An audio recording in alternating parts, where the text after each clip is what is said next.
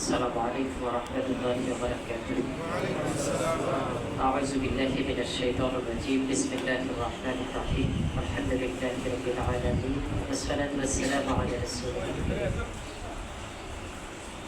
شهيد كفلا بدل جماعة إسلامية القريون الشرط وعلى الشكر وقراء يوم পত্রিকা আজকে আজকের এই পূর্ববর্তী আলোচনা সভায় উপস্থিত রয়েছে আজকের সভার সভাপতি আমার অত্যন্ত প্রিয় ভাই রাজিউল ইসলাম ভাই, উপস্থিত রয়েছেন ইয়াদপুর ইউনিয়নের সম্মানিত আমির আব্দুল রউফ ভাই, ৭ নং ওয়ার্ডের সম্মানিত সভাপতি গাজী আইয়ুব ভাই, মেম্বার পদপ্রার্থী ৭ নং ওয়ার্ডের আমাদের অত্যন্ত প্রিয় ভাই ইয়াজুল ভাই সহ যারা উপস্থিত সবাইকে অন্তরের অন্তঃস্থল থেকে মোবারকবাদ।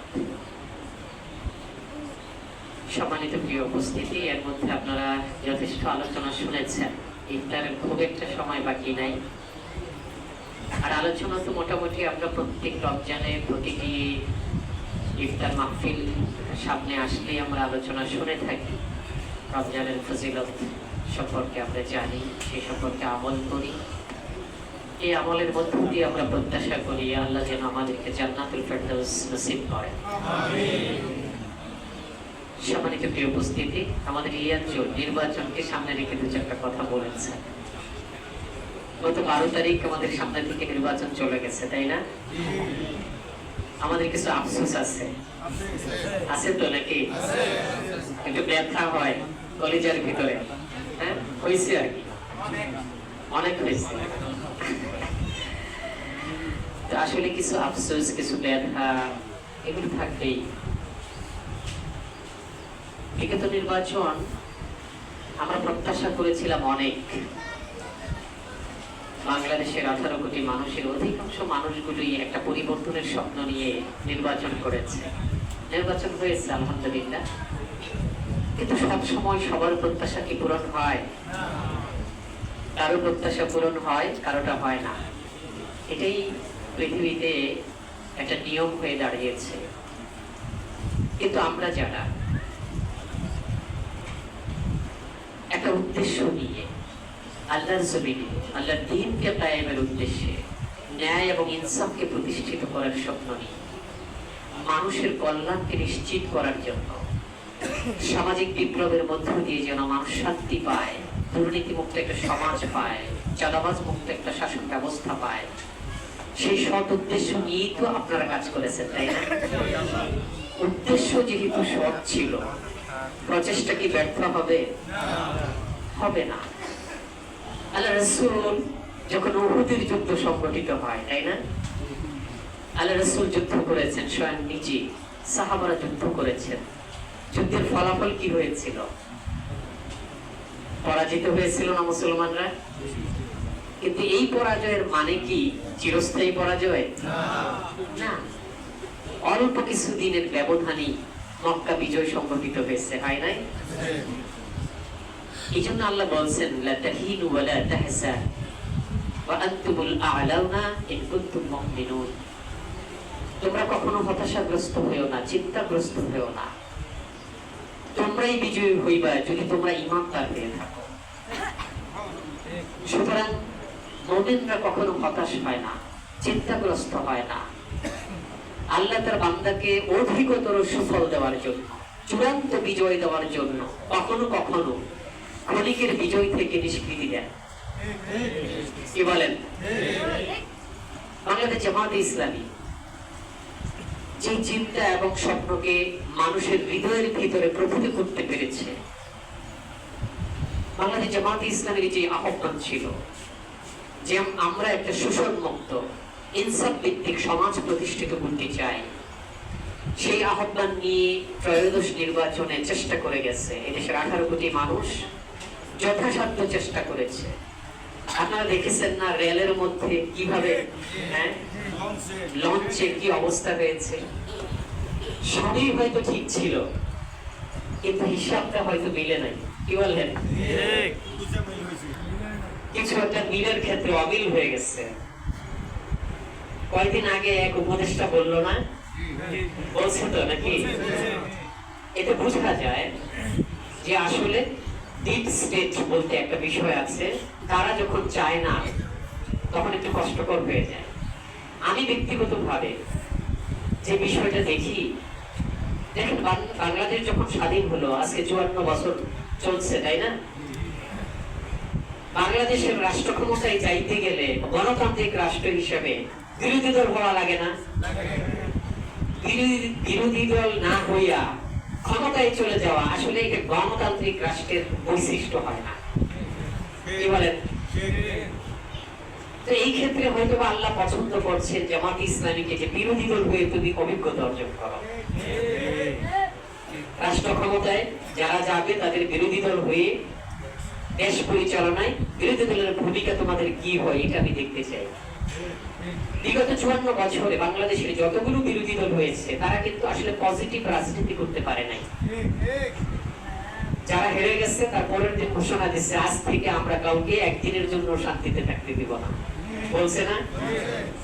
এইভাবেই চলছে দেশটা। কিন্তু বাংলাদেশ জামাত ইসলামী বিরোধী দল হয়ে ঘোষণা করেছে কি, সরকার ন্যায়ের পক্ষে, ইনসাফের পক্ষে, দেশের মানুষের কল্যাণের স্বার্থে যত রকমের সিদ্ধান্ত নিবে আমরা সমর্থন সহযোগিতা করবো, আলহামদুলিল্লাহ।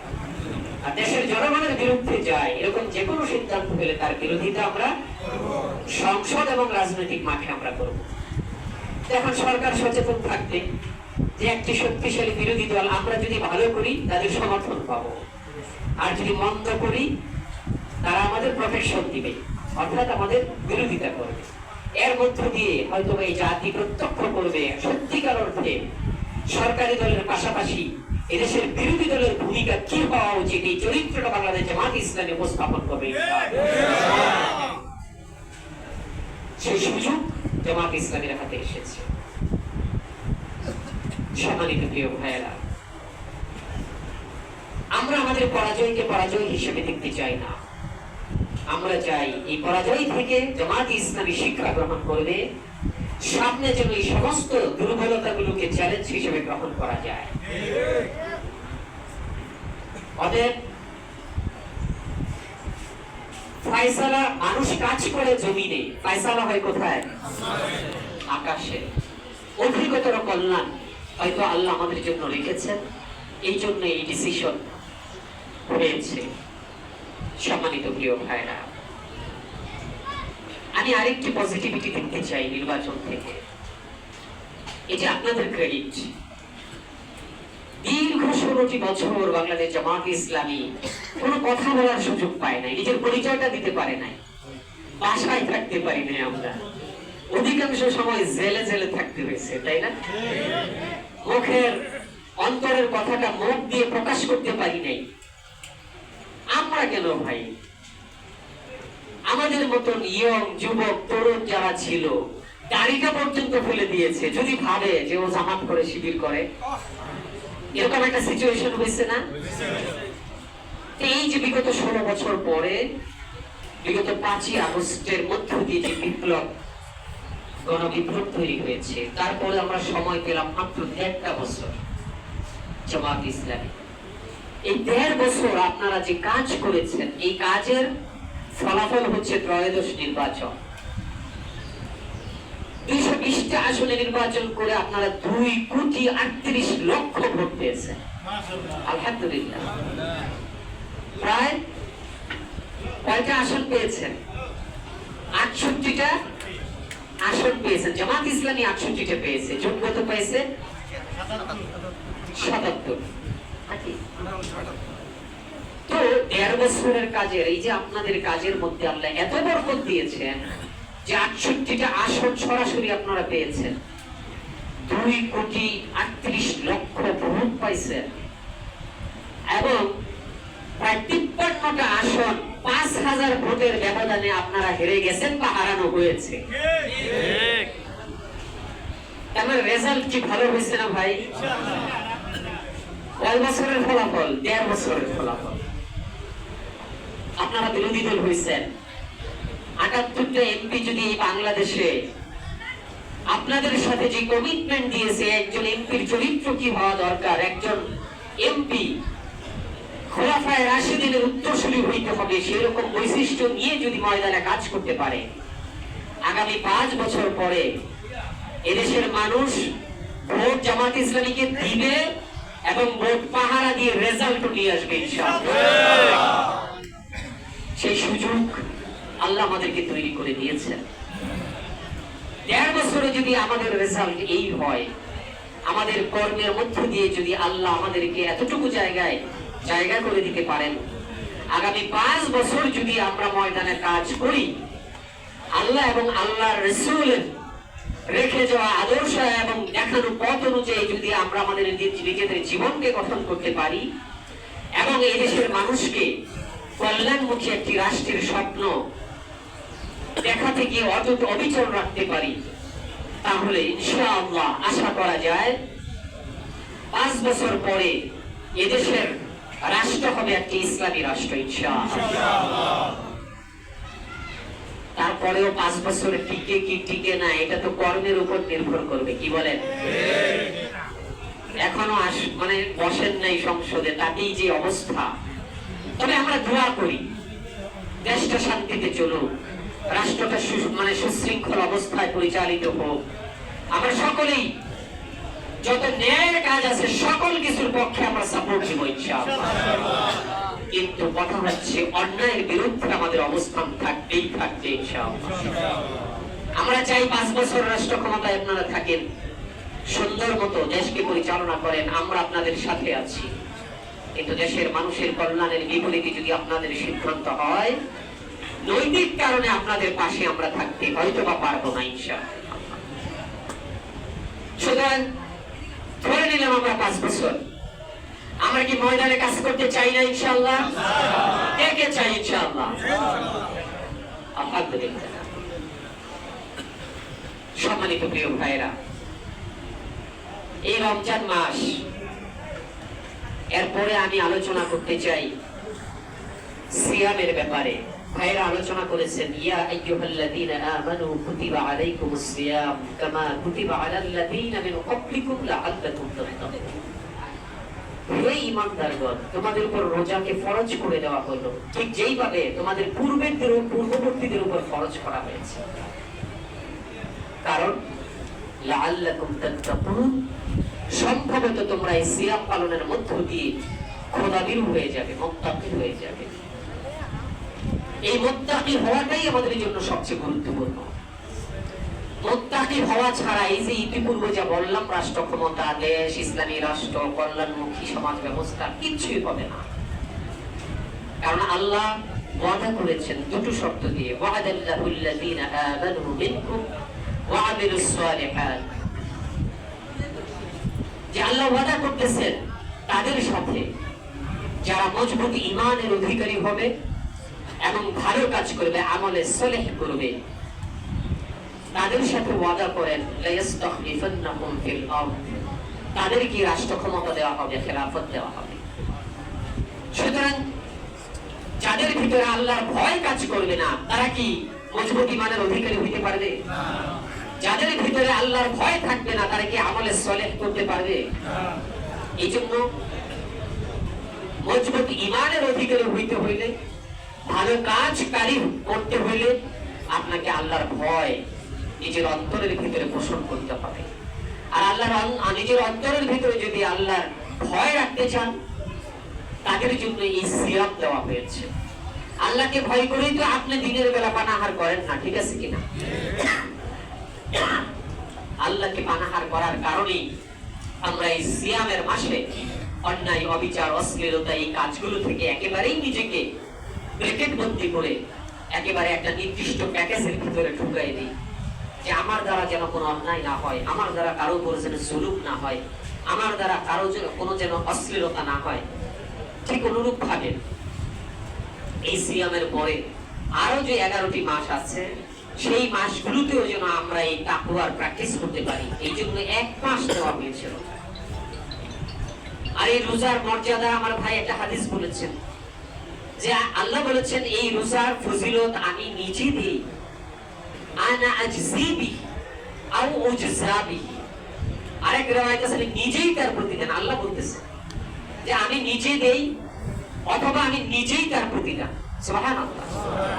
তাহলে এই সিয়ামের মাসে আমাদের নিজেদের ব্যক্তিগত জীবনকে পরিবর্তন করে মুত্তাকি মুমিন মুত্তাকি হয়ে যেতে হবে। যদি আমি মুত্তাকি হয়ে যেতে পারি, আল্লাহকে ভয় করে পথ চলার জন্য সিদ্ধান্ত গ্রহণ করতে পারি, তাহলে আমার ঈমান হবে মজবুত। আর ঈমান যদি মজবুত হয় তাহলে আমার দ্বারাই ভালো কাজ সংগঠিত হওয়া সম্ভব, নয়তো নয়।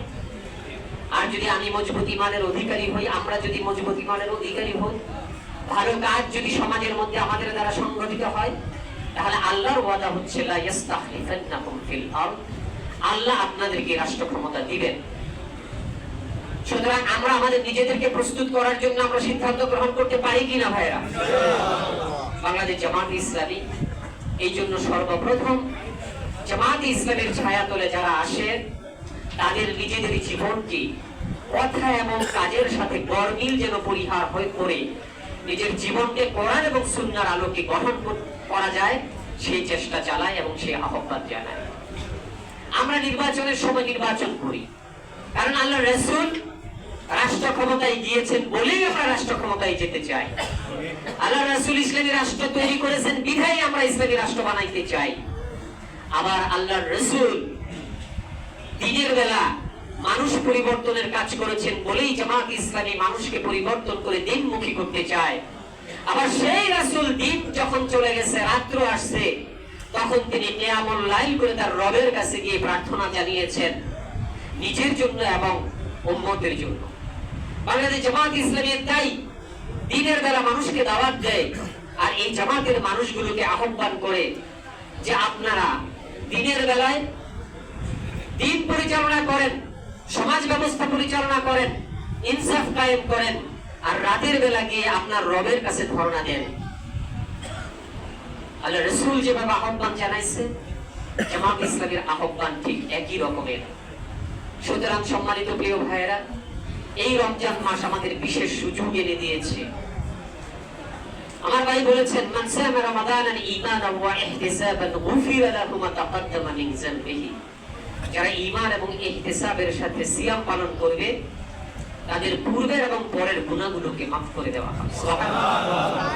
এর সাথে আরেকটা হাদিস আছে, সেম হাদিস, শব্দটা শুধু আল্লাহ রাসূল পরিবর্তন করেছেন। তিনি বলেছেন, মান কামা রমাদানান ঈমানান ওয়া ইহতিসাবান গুফিরা লাহু মা তাকাদ্দামা মিন যামবিহি।